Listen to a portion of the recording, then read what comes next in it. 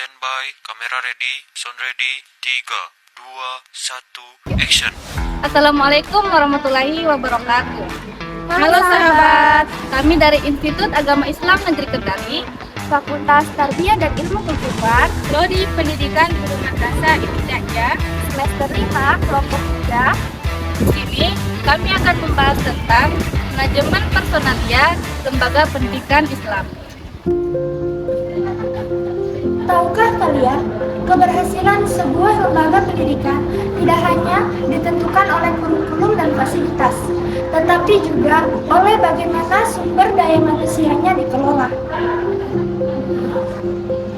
Manajemen pendidikan merupakan proses penataan kelembagaan yang melibatkan berbagai sumber daya baik manusia maupun non-manusia agar tujuan pendidikan tercapai secara efektif dan efisien.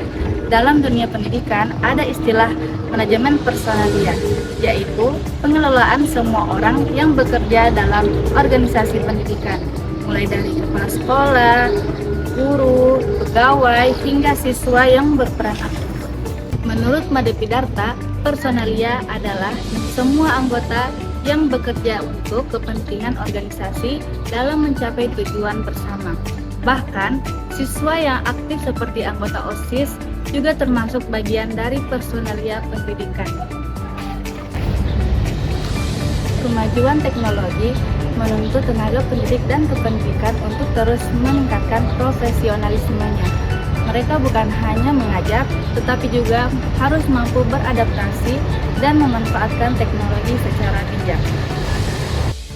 Dalam pendidikan Islam, pendidik berperan ganda sebagai pengajar dan pembimbing spiritual. Mereka menanamkan nilai-nilai Islam, membentuk karakter, dan menuntun peserta didik menjadi insan yang berilmu dan berakhlak. Pendidikan Islam berperan penting dalam mencetak sumber daya manusia unggul yang mendukung pembangunan nasional. Karena itu, pengelolaan personalia yang baik menjadi kunci menuju kemajuan bangsa. Selanjutnya, fungsi manajemen personalia. Dalam sebuah lembaga pendidikan, tenaga pendidik dan kependidikan adalah aset yang sangat berharga agar mereka dapat bekerja secara efektif dan harmonis. Inilah yang disebut manajemen personalia. Menurut Filippo, manajemen personalia memiliki 6 fungsi utama. Yang pertama, pengadaan tenaga kerja. Sekolah harus mampu merekrut guru dan pegawai yang sesuai dengan kebutuhan, mulai dari perencanaan seleksi hingga penempatan sesuai keahlian. Dan yang kedua, pengembangan tenaga kerja. Setelah diterima, tenaga pendidik perlu dikembangkan melalui pelatihan workshop dan kegiatan peningkatan kompetensi agar kualitas pembelajaran semakin baik. Selanjutnya itu yang ketiga, kompensasi atau imbalan. Setiap tenaga kerja perlu mendapatkan penghargaan yang layak seperti gaji, tunjangan, atau insentif. Hal ini akan menumbuhkan semangat dan loyalitas kerja. Dan yang keempat yaitu integrasi. Lembaga pendidikan harus mampu menyeimbangkan kepentingan individu, lembaga, dan masyarakat. Dengan begitu, tercipta suasana kerja yang harmonis. Dan yang kelima, pemeliharaan tenaga kerja. Pemeliharaan dilakukan melalui perhatian terhadap kesejahteraan, hubungan kerja yang baik, dan lingkungan yang nyaman, sehingga pegawai tetap semangat menjalankan tugas. Dan yang terakhir yaitu yang keenam, pemutusan hubungan kerja.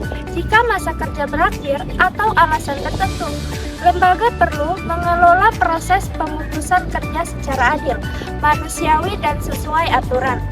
Dengan melaksanakan keenam fungsi manajemen personalia ini, lembaga pendidikan dapat menciptakan lingkungan kerja yang produktif, profesional, dan berorientasi pada peningkatan mutu pendidikan.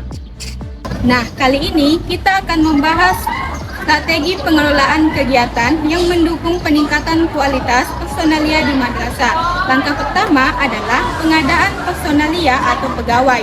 Tujuannya untuk mengisi jabatan yang kosong dan memastikan setiap posisi diisi oleh orang yang memiliki kecakapan, pengetahuan, dan kemampuan sesuai bidangnya.